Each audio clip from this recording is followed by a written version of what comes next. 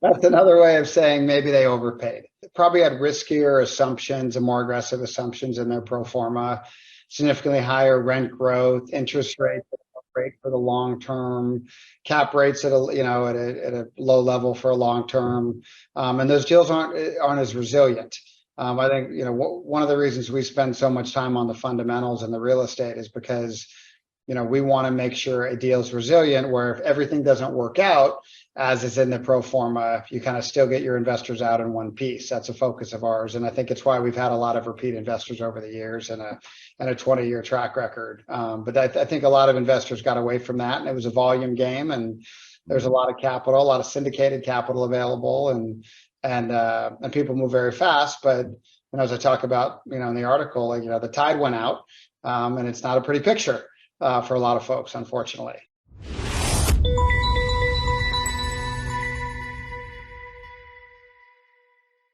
Hi, Adam Gower here, founder of gowercrowd.com and host of the Real Estate Reality Show at youtube.com/gowercrowd and on good podcasts everywhere. Welcome to today's episode of the Real Estate Reality Show with a very, very special guest, Sean Burton, who is Chief Executive Officer at Cityview. Now, I have known Cityview actually for a very long time, surprisingly. Not quite 20 years, which is as long as they've been around, but pretty close to that. And I saw an article, I think it was on LinkedIn, could have been Twitter, it doesn't really matter where. And the title was, I'll have a look at this, it said Multifamily Reckoning, Repricing Risk Amid Higher Interest Rates. And I navigated to the Cityview site. It's a superb article. If you go to the podcast page at gowercrowd.com, I will put a link to the article right there. You can read it for yourself. And I contacted Sean and asked him if he wouldn't mind going through the article with me. Sean is a highly accomplished sponsor who has gone from being strictly a private equity real estate fund to actually being a direct sponsor himself. You'll hear him talking about that, how that evolution came about on today's show. And you will also hear Sean talking about what happened during the 2010s that drove up pricing and unrealistic expectations of what commercial real estate can do, where it is today, and where it's likely to head, and what their strategy is going forwards. It's a very interesting conversation from one of the top experts in the country. If you want to know more about Sean, go to gowercrowd.com, find the podcast page there. I'll put a link to his bio on LinkedIn over there, a link to Cityview's website, and also a link directly to the article that I read in the first place. And while you're there, of course, please be sure to subscribe to our newsletter. There's a big red button just about everywhere at gowercrowd.com. You can't miss it. It says subscribe, sign up. You'll get our weekly newsletter. It comes out every Wednesday. You can always unsubscribe, and we cover latest updates and news in commercial real estate and in crowdfunding and syndication. All right, let me stop talking now, and we'll turn it over to my special guest today, Sean Burton, Chief Executive Officer at Cityview. Let's get going. Sean, thanks so much for joining me today. It's a real pleasure to meet you. As you know, I've had some experience working with Cityview over the years. But before we get started, I wanted to talk to you about this ULI article. Before we get started, for that one person who's watching who doesn't know what Cityview does, let me try and explain it briefly. You tell me if I'm right or if I'm wrong. But from my understanding of working with you in the past, you raise capital. You're a private equity real estate shop. So you raise capital from institutions, and then you partner with sponsors to do ground up workforce housing. Is that about right? Is that essentially what you do? So that used to be right. Yeah, that used to be right. That's how when we started the firm in 2003, we would raise capital in separate accounts or, commingled funds of multiple investors, and we'd partner with developers or operators. Then when the great financial crisis hit in 2009 and 10, we ended up having to take a bunch of those projects back. Our sponsors lost their way. They went bankrupt. They couldn't fund their obligations. And we realized at that time that we weren't close enough to the real estate. So we made a decision to vertically integrate and basically invest in building out our platform. So we started with building out our development team, and then our construction management team, and finally property management. So now we still raise the capital, but we actually execute on the investment of that and on all of the projects.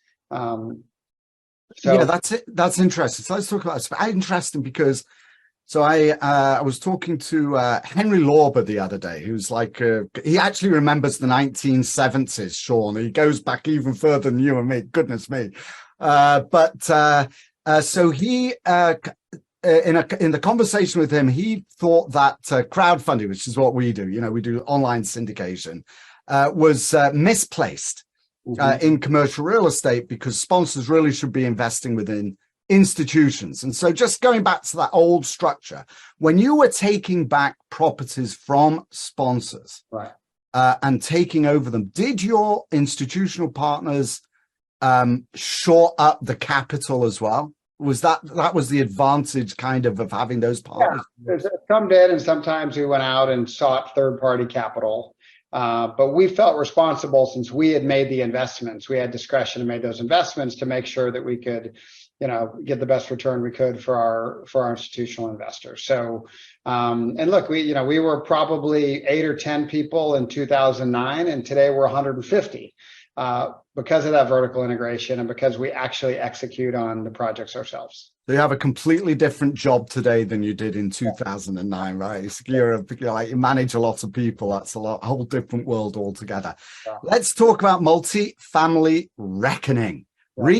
Repricing risk amid higher interest rates. I saw this, must have seen it on LinkedIn, I think, originally. There's an article on the ULI. It's on your website, cityview.com, I think is the website.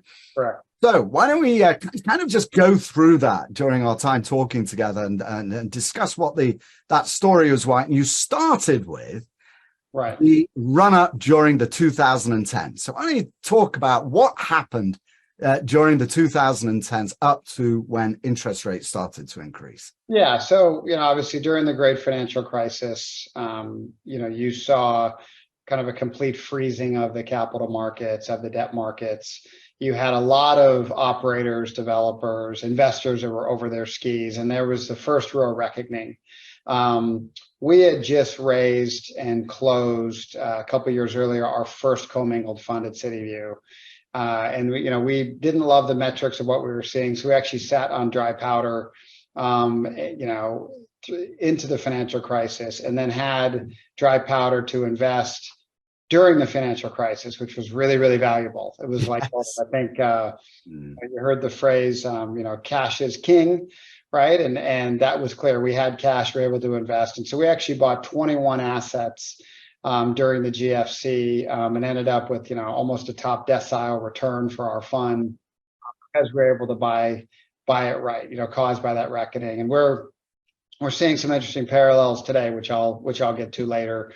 Then, you really had the kind of boom years, 2013 through, kind of up until COVID, where there was a lot of capital that needed to be invested. Interest rates were very low, approached kind of zero, during a portion of that. And you saw, a lot of investment being made into apartments, and apartments really became more of an institutional asset class. When we first started this business in 2003, a lot of people turned their nose up at apartments. A lot of institutional investors, they thought it was kind of a secondary asset class. They wanted to buy big trophy office buildings or malls, or retail, high street retail. That was where a lot of the capital went. Obviously, the world has changed a lot. I mean, industrial was out of favor then, and apartments weren't a great class. Now those are the two hot asset classes in our business. So you saw a lot of capital pouring. You saw, obviously, you had pretty consistent economic growth through those years, and you saw cap rates compress. And that was really good for investors, but it also made, everybody look like a genius. And that's a little bit what we talk about in this article that ULI published. It's kind of this day of reckoning, is, a lot of returns were driven not by true alpha or value add from the managers, but really by kind of cap rate compressions and low interest rates. Then obviously you had COVID hit, and that was a shock, but a pretty quick rebound in our business. some pretty good rent growth in places like the Sun Belt that saw some people move out of big cities temporarily. And then obviously the period we've been in over really the last kind of 15 months or so of rapidly rising interest rates, which have really been a shock to the multifamily market and has created a new kind of day of reckoning in all of commercial real estate, but particularly in office. Obviously, you're seeing some pretty dramatic destruction of value there, but it's affecting multifamily and all the other asset classes also. Yeah, let's definitely talk about that. I would like to drill down on the 2010s and the things that happened during the 2010s. So this 10-year run up basically from the GFC. It's funny because you say, I hear all kinds, most people say the great financial crisis. I don't know, being English, I still think of it as the global financial crisis. But either way, the acronym GFC still works. Either way, it doesn't matter. But there were some really important dynamics that happened during that 10-year period. You talked about increased competition, importantly, more aggressive underwriting, increased use of leverage, and compressed yields, and the flattening. This was actually a bit later in the article of the difference between secondary and primary markets. So can you talk about those dynamics and what did you see specifically as you were out there trying to buy deals? Well, it was really interesting because we had the thesis when we started the firm in 2003 that there was going to be a return to cities. And if you look at the 80s and 90s in California, for example, a lot of the new housing that was built was off the next freeway off ramp, and the home builders would put up a sign, and people would drive out there, and you'd run utilities, and you had this kind of suburbanization and sprawl. We had a thesis that there was going to be a return to cities of a generation of people who weren't going to want to live that far out, that want to live closer to their job, closer to restaurants and nightlife and cultural amenities and to each other. And that ended up being the kind of millennial generation. And when I say cities too, I don't just mean like the urban core downtown LA or downtown San Francisco. I mean the kind of greater metropolitan area. So that was our thesis, and that's where we started to invest. And at the time, they called that infill housing. That term has fallen out of favor a little bit, but those deals were always more complicated because the plots of land weren't necessarily square. It wasn't just a cow pasture. They were often in some sort of use. You had neighbors, so you had to work on the entitlements and work with neighbors and elected officials. And you got parking issue. You got to build parking. Parking was a huge issue, right? And what was required and what, that's very expensive as you add, especially underground parking. And that's obviously passed on to the renter, but communities want it because they don't want their neighborhoods overrun with other people's cars. So very complex, which meant there was less competition. And so that's really where we focused. And that was a very powerful strategy. And there was always a premium paid for really well located real estate in a kind of city environment, and versus more of a secondary or even tertiary market. What you started to see really starting in kind of 2014, 15, 16, is there was so much capital searching for yield that they started to go to these secondary markets and tertiary markets. They started to drive down cap rates, compress cap rates, and people were paying the same thing, the same cap rate in, Mobile, Alabama as they were in San Francisco. And it just didn't make a lot of sense at the time because the dynamics, were very, very different. Now what's happened recently with this latest downturn is you've seen that really change. A lot of the assets that are not in primary markets or not in gateway markets, you're seeing that the cap rates really go up significantly, and it's almost become binary where a lot of investors just won't go to those markets, period, almost at any price. And that's been really, so it's a little bit of back to the future, which has been an interesting dynamic to watch. Now, just for clarification, most of the world that I inhabit is, as it goes to kind of the majority of investors anyway, professional investors, look at value add multifamily. You're a ground up developer, aren't you? Well, we do both. Yeah, we're about 50. I would say our brand is more ground up because those are the projects that people want to put on the front of the brochure. But about 50% of what we've done over the life of Cityview has been value add. And your capital today is still institutional, is it? That you don't use? So it's interesting. We're blessed with really, really excellent capital partners. So we have a variety of big public pension systems and insurance companies that have invested with us in commingled fund structures. We also have a bunch of large asset manager joint venture relationships. Blackstone has been a big partner of ours over the years, a wonderful partner.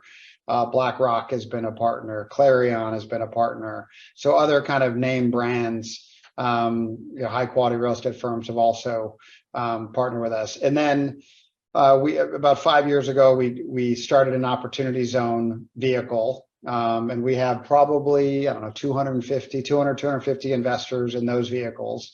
And then just earlier this year we opened a family office sleeve because we were getting a lot of inquiries from family offices who want to take advantage of the disruption they see in commercial real estate. And traditionally haven't worked with a firm like Cityview. They've accessed us through a Blackstone, for example, but now they're saying we want to access you directly, and we just think that's more efficient. So we've started to work with family offices as well. Interesting. And that, because we're kind of going down away from into the rough of the fairway, but just briefly, let me ask you, that OZ fund, so it's 250 investors. So are these accredited investors? These are kind of smaller check, obviously, to put these things together. They're all accredited investors with accreditation requirements that are well beyond kind of the minimum required by the SEC. And we actually did a series of OZ funds. We did a deal in each fund because we thought that was the most efficient for the investor. Gives us the most flexibility when we need to sell the assets after the 10-year window. So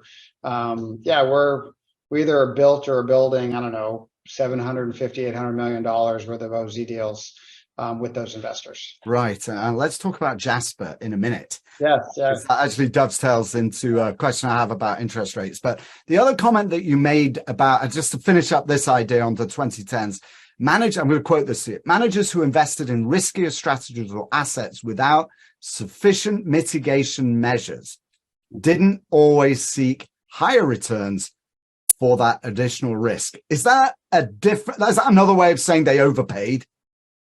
That's another way of saying maybe they overpaid.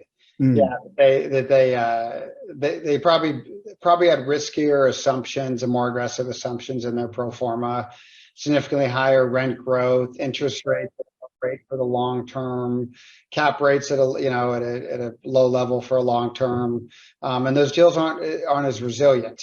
I think one of the reasons we spend so much time on the fundamentals and the real estate is because we want to make sure a deal is resilient, where if everything doesn't work out as is in the pro forma, you kind of still get your investors out in one piece. That's a focus of ours, and I think it's why we've had a lot of repeat investors over the years and a 20-year track record. But I think a lot of investors got away from that, and it was a volume game, and there's a lot of capital, a lot of syndicated capital available, and people move very fast. But as I talk about, in the article, the tide went out, and it's not a pretty picture for a lot of folks, unfortunately.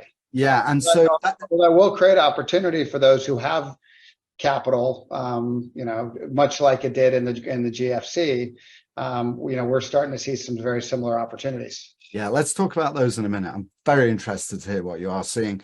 But in terms of risk mitigation, right, and focusing on the fundamentals, these investors, you say, not taking high enough returns for the additional risk that they were taking. One thing that has really if there was one thing that really impacted everything, it was interest rates going up as fast as they could. Nobody could predict that. So, right. So looking at Jasper, and Jasper, for everybody who doesn't know, actually is a 296 unit opportunity zone project just outside of LA, downtown LA. You just completed it. I understand. It's like within the last few hours, like what time is it? Exactly. Right before this podcast. Yes. You just finished it. So how did you manage I hope this isn't a hardball question. I try not to ask them, but that was a construction project that had permanent finance assumptions going in, presumably before interest rates started to go. How have you been mitigating risk? How do you mitigate risks on deals like that when you simply could not project where permanent rates were going to be when you completed? Yeah. So it's a great question, and that's a project that we actually started during COVID. We had taken that land through an entitlement process in LA, which, as you know, is very challenging. You started that in the late 1890s. Yeah, exactly. And we took it through an entitlement. So we actually had a very good land basis to go in, and we put it into the opportunity zone at our cost. So we didn't mark it up, which is pretty rare. A lot of people like to mark things up. We didn't do that. So we had quite a bit of room in that deal. And then, we delivered it, on time and on budget, which really matters. I think where a lot of opportunity zone, projects have gotten into trouble is you didn't have an experienced operator who'd kind of built this type of product in this market before. And so we were able to deliver that kind of substantially on time and on budget. And, we were very lucky, generally, I was just having this conversation with someone else here. Generally, we pre-lease our apartment projects 5 to 10%. Before we get C of O and open the doors. Jasper was pre-leased at 50%, 50, which blew us away. And the reason is because we don't build enough housing here in Los Angeles, and there's kind of desperate need for anything new that's well designed, that's well located, it's near transit. What were the lease rates against projections on those? So, we're actually kind of right on pro forma. Now we've been doing this a long time, and we do more in, we're the largest developer in LA for multifamily over the last decade. So we really know these markets, and we always build in 4 weeks concessions into our pro formas. We know LA is a tough market, and you got to get moving on it. We were a little bit worried when we were releasing this because it's near USC, which is not too far from downtown LA, and downtown LA has really struggled, and we were worried we were going to get dragged down by what was happening in downtown LA, but we didn't. People saw this as an alternative. They love the proximity. There's actually 24,000 people who work at USC, and that was our target of people who work there, and not a single one of them wants to live with undergrads. So it was, we were creating an opportunity there. So that was all really valuable. And then, where issues come up with interest rates are kind of twofold for this kind of project. One is you calculate interest reserve when you build a development and when you do your loan, and that's based on a certain set of assumptions. And then the bank will take those assumptions, stress test them, and then put in a kind of a higher interest reserve. But no one foresaw how quickly interest rates run up. So the first discussion is with your bank to say, hey, if we put a little bit extra capital in, will you also extend the loan? Will you expand the loan? Those kinds of things. And then for permanent financing, obviously it's higher than we anticipated. We did have a pretty aggressive SOFR curve in our model when we underwrote this. So we expected rates to go up significantly, not nearly of what they've gone up, but it wasn't like we were holding existing rates.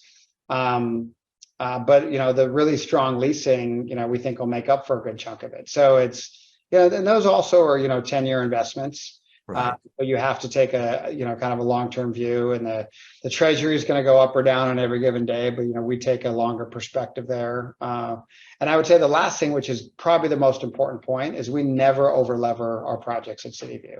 We've been doing this too long. We've been through too much. I think, a lot of where you've seen people get in trouble is they really, they have a big senior piece and they add a big mezz piece, very little equity in the deal, and everything goes perfectly, that'll magnify your returns. But we've been doing this long enough to know everything doesn't always go perfectly. So we just, we made sure in that deal and others that we had significant room to take some leverage hits and still keep moving.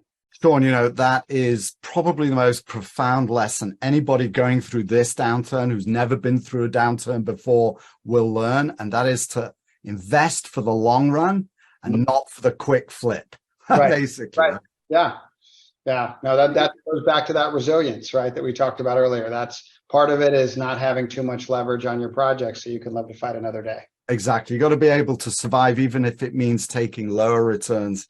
Right. Overall, so be it. At least you survive and you keep your principal. Now, there's a lot of flux in the market. The title of this article was The Multifamily Reckoning that we're in now. How are we doing for time? I see you looking over there, so I'll try and... We're good? We're good? Multifamily. So my question is now, there's a lot of flux. I think I started to get to know you guys actually before the downturn, before the GFC. Yes, it was before, because I was doing an infill development myself downtown, and that's how I met Con and some other people. Got it. Okay. Yeah. So it's all coming back to me now. But during these times, when there is a downturn, when there is uncertainty and a lot of flux, the inevitability of people losing assets, how does the market actually, what are the mechanisms that cause the market to actually stabilize again, to reach a new normal, with a new normal, new high interest rates? How do we get there? What is the process? Well, it's a $64,000 question. I say a couple of things. First of all, I would say that the multifamily, in our experience, has really been a tale of two cities. If you look at the actual operations, we have 55 assets that we own and manage across the western half of the country.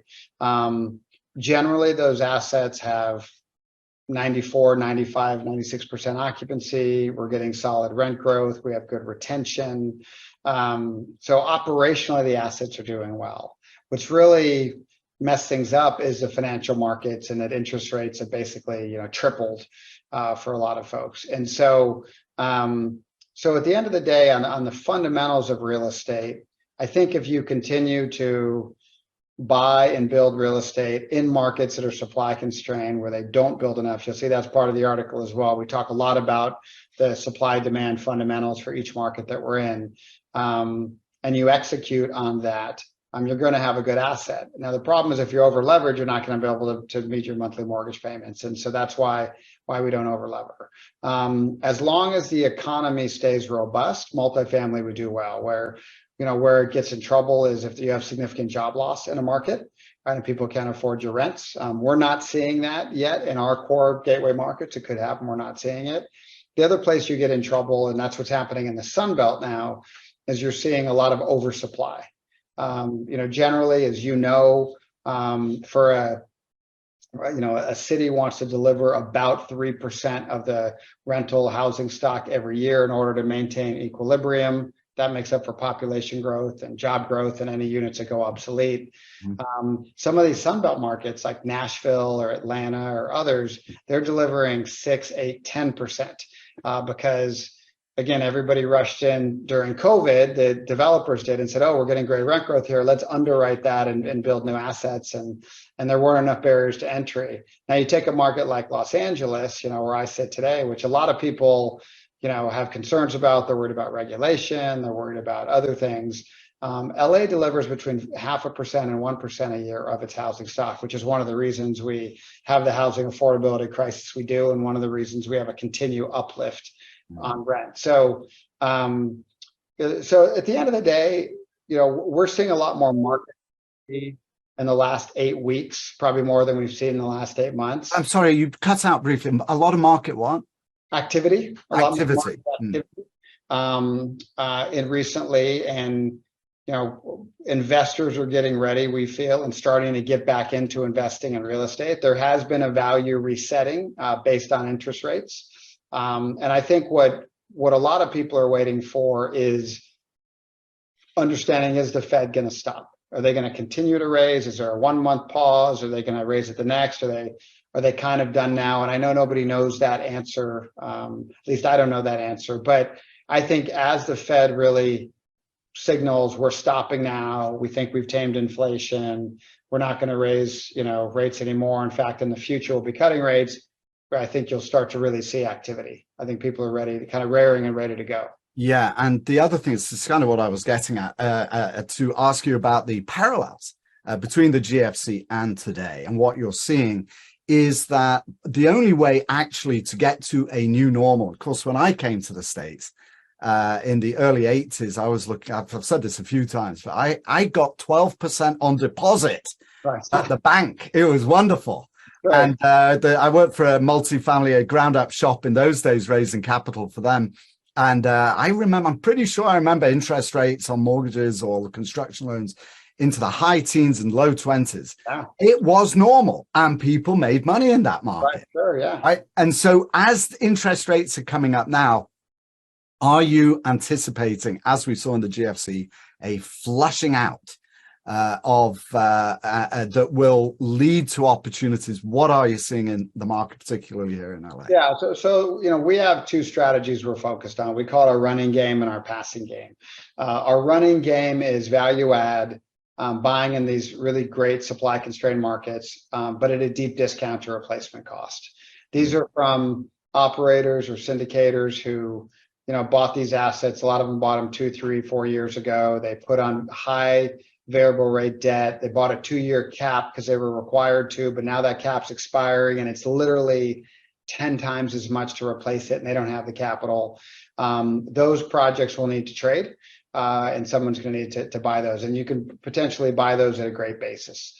And so that's kind of the running game. We're focused on that now, and we've swung and missed at, a couple deals in the last 2 months, but we're underwriting 4 or 5 today. And we think those are going to start to trade now, the reckoning.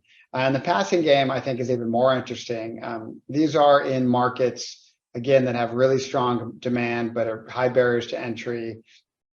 We are going in and tying up land and taking it through an entitlement process to go vertical. And getting great terms. We're getting terms we haven't seen from land sellers in since the GFC, where if you have experience and they believe you can get the entitlements and can design the right product, and there's some certainty of execution, they will option you the land, and that way you can control a deal for $3 or $4 million. That's a $200 or $250 million deal in a market that needs housing, but also where no one's building housing today because you can't get financing. So it's a kind of a 2 + 2 = 5 strategy, and we're excited about that. So we're spending our time on both those strategies and investing capital. And it's been the last 12 months have been slow. We went through a 12-month period. We didn't close a single deal, which is the longest in Cityview's 20-year history. It was by design. We actually had 3 deals under contract that we ended up walking away from because we just didn't think it made sense based on market dynamics. But we're just starting to see the sellers come down on their pricing. Things become affordable again, and we think there's going to be real opportunity, over the next 12, 18, 24 months. What markets are you in, and what is the scale of the projects you look at, Sean? Yeah, so our markets are gateway cities. So we're San Diego, Orange County, LA. The Bay Area, Silicon Valley, East Bay, Pacific Northwest, particularly Seattle, from side of Seattle. Then you go over to Denver and Boulder, down through Salt Lake into Phoenix and into Dallas and Austin. So all west of the Mississippi, all strong demand markets. And then, scale generally, about the smallest deal that we do is about 50 million. Average, I would say, is 150, 175, and then we'll go up to about 300 million for a deal. That's our bite size. And as we move towards wrapping up, the last part of the article that we're talking about was this return to alpha. Mm-hmm. What is alpha? We like to say, we try to put the value add back into value add deals. So many operators from our perspective just kind of relied on cap rates compressing and low interest rates and, generated good returns. But now you have to actually add value to the projects. You have to pick good locations. You have to really understand your renter and what they value. You have to be able to execute and control costs on your strategy. You have to really manage your buildings tightly and well. We're often shocked when we buy a value add deal. Often we get the biggest lift just from taking over the management. Before we even put a penny into carpets or wood floors or common areas, just they're poorly managed, and you can add a lot of value that way. So, and then on development, development is hard, and there's not that many people who can do it well, and there's even less who know how to entitle and design a project. So we think that's an area where we can really add value because we've done so much of it in our markets over the years. And then we're one of the few shops that can do both. Earlier you asked what we did, and a lot of people think about one or the other, but when you do both, it gives you a really terrific perspective because you understand the value add market and what people pay for, but you also understand what new product looks like and what drives people, and you can use that knowledge across the platform to make better decisions. So that's what we think alpha is. Interesting. Yeah, the idea of building up a team. I've seen shops that have 3 people that do the same kind of scale that you do, and then right 50, right? So it's definitely a decision that you have to make as an operator, which direction. It's an expensive decision, but I really think it allows us to execute better. That's why we made the decision to do it. And again and again, we've seen the value of that, and we think that's what's driven the returns that we've had over the years, has been that ability to execute. Sean Burton, Chief Executive Officer, Cityview. An enormous pleasure meeting you. Thanks so much for joining me on the show today. Adam, thank you so much for having me. It's been a lot of fun. That was Sean Burton, Chief Executive Officer at Cityview. What an interesting conversation. Sean has some deep insights, and I do recommend that you go to gowercrowd.com, find the podcast page for today's episode, and navigate to the bottom of the page, where I will include a link to the article that Sean penned originally on the ULI site, but Multifamily Reckoning, Repricing Risk Amongst Higher Interest Rates is a very interesting read. Gets into it. We've talked about it a lot today, but you read some of the fine print, if you like, in that article right there at gowercrowd.com. Sean, really appreciate you taking the time out. I know you're a busy fellow. There's lots of opportunities you want to be keeping up, but now you've got hundreds and hundreds of employees to manage as well. So I know you're very busy. Appreciate you spending your time with me today. Thank you. And thank you too, dear viewers, for joining us today. If you enjoyed today's show, do please go ahead and comment. Make a nice comment there in YouTube, youtube.com/GowerCrowd. Find the episode. If you're not watching it on YouTube, make a comment and I will make every effort to get back to you. Thank you again for joining me, and I will see you in the next episode. But for now, this is Adam Gower signing off.